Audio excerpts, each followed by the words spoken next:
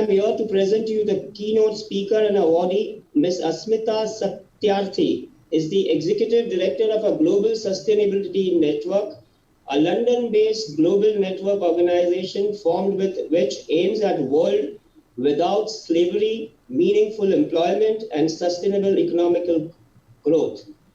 Being deeply passionate about the protection of human rights as well as animal welfare, she is involved with Bal Ashram Trust as a trustee and an advisor, which fights for child rights and focuses on holistic rehabilitation of children rescued from trafficking and slavery, their education and becoming agents of change. She has also initiated a volunteer-driven movement against animal abandonment called Pause We Care in Mumbai. She is also a visiting faculty at TISS Mumbai and loves interacting with and learning from her students. She has been an Atlas Corps Fellow and has received an award from US State Department for Exceptional Leadership for Social Justice. For your contribution, Ms. Asmita, we present you Young Achievers Changemaker Award. Please, can we have you can we have your response and accept this award? Sure. Thank you so much. Thank you so much to the Rotaract Club for this award. I'm not sure how deserving I am, and I'm definitely not as young as I'd like to think I am. I would like to congratulate my fellow awardees who have done exceptional work in their fields, whether it's Dr. Marcus, Ashwin, Faiza, Nihal, and Palak. It's an honor to be in your company. These are difficult times. I'd like to take a moment to think about all the lives lost during the pandemic, whether it's the healthcare workers and the frontline workers who sacrificed their lives for us, or the migrants who lost their lives, or those who passed due to the disease itself. I want to quickly share a poem I had written when I heard about the little girl who was playing next to the body of her dead mother on a railway platform. Open your eyes, Ma.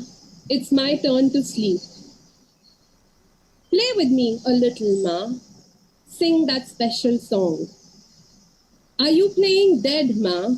Even so, it's my turn to play. I am getting scared, Ma. I'll even let you win. Are you sleeping so deeply, Ma?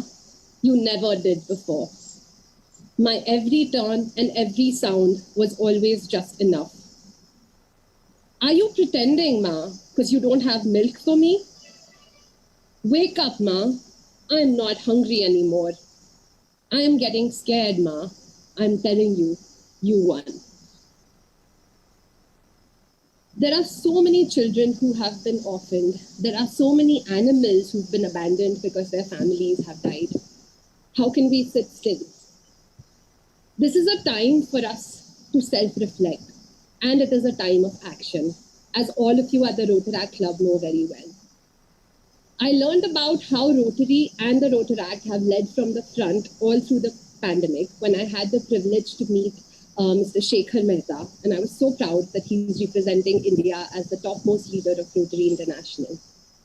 This is also a time for us to celebrate the humanity and the compassion that allowed us to survive this crisis. I mean, I have absolutely no words to express this. While scrambling around for plasma for an unknown stranger, I found multiple unknown strangers willing to work tirelessly through the night to help save the lives of complete strangers. Through the efforts of the Global Sustainability Network, I have experienced the power of global collaboration and partnerships. And my experience with the Bal Ashram Trust has been most humbling.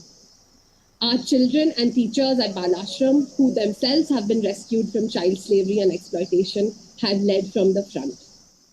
And hundreds of child leaders at BMGs, Bal Mitra Grams, or child-friendly villages, have worked tirelessly to create awareness about the pandemic, about the importance of getting vaccinated. They have themselves made masks at home and distributed them. They have also worked to prevent child labor and child marriages, as these populations are extremely vulnerable due to the pandemic. The coronavirus has forced us to live a life that we could never conceive of. Even the bravest of us have felt fear. Even the most rich and the powerful have realized how vulnerable we are. No matter what our religion, our caste, culture, socioeconomic status, we have all faced and continue to face the same crisis. That too at the same time. Which is why I'd like to talk about something called shared humanity. Shared humanity makes us focus on not what divides us, but what unites us. We must do whatever we can, keeping in mind that we are all in it together and that our actions impact not just us, our spouses, our families, our parents, but all of us as a collective. Coronavirus is a stark reminder that the health of humanity is dependent on how well we can create healthcare systems for all our citizens, not just a few. The second thing I would like to talk about is individual accountability. Individual accountability makes us realize that each individual part makes a larger whole. And we cannot act out of selfish greed or just look at our lifetimes, but we must understand the long-term consequences of our choices.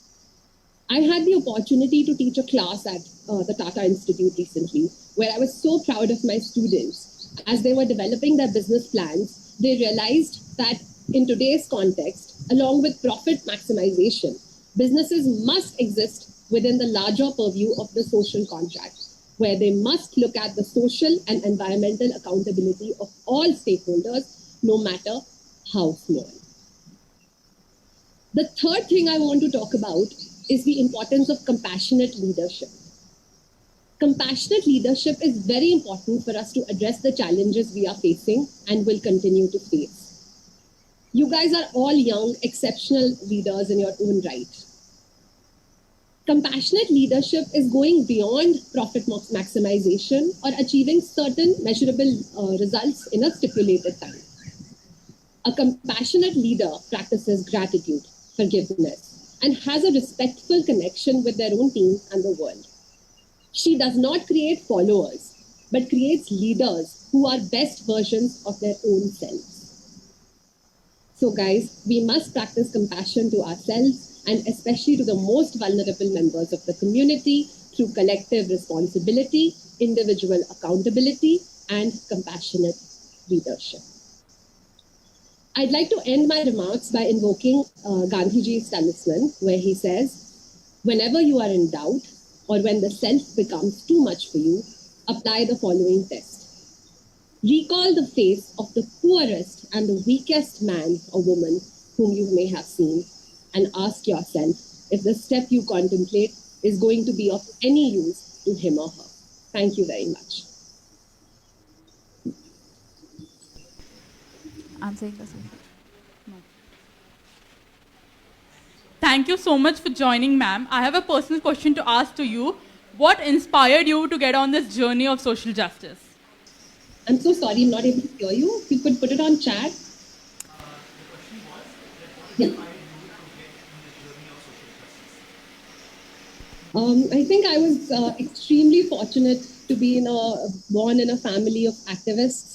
I've seen both my parents, my brother, leading from the front.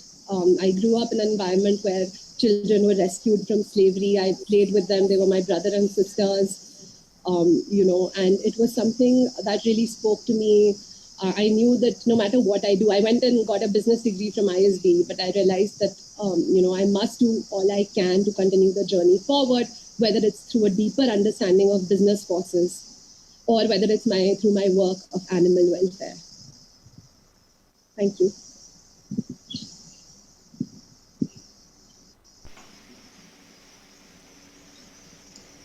If social justice is in the hands of people like Ms. Asmita, I am sure it is in the right ones.